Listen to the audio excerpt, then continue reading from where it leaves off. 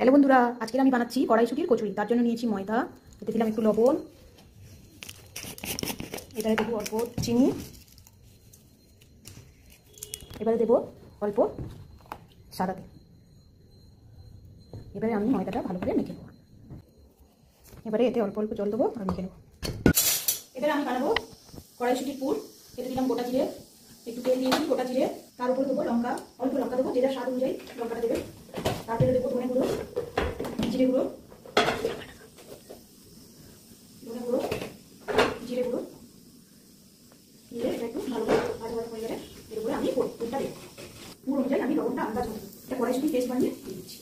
এটা এই মশলার সঙ্গে একদম মিশিয়ে ভালো করে দিয়ে দেবো। গ্যাসটা একদম কম করে দিয়েছি। এবারে গ্যাসটা একটু মিডিয়াম টু লো করে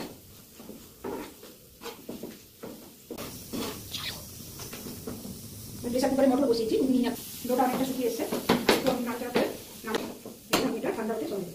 ডোটা আমি আরেকটু রেস্ট দিয়েছিলাম 10 মিনিট। এবার এটা ভালো করে মেখে নেবো, নিয়ে রেখে দেবো।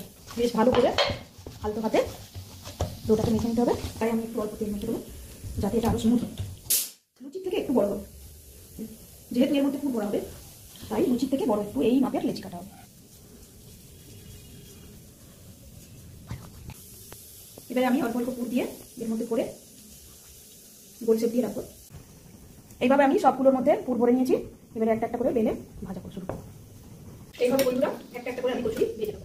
আমি সব বেলে নিয়েছি পুর ভরা কচুরিগুলো, এগুলো একটা একটা করেই ভাজতে হবে।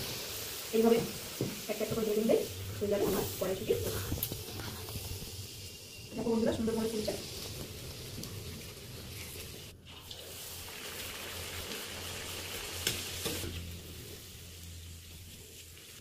দেখুন বন্ধুরা, কড়াইশুঁটির কচুরি আমার কমপ্লিট।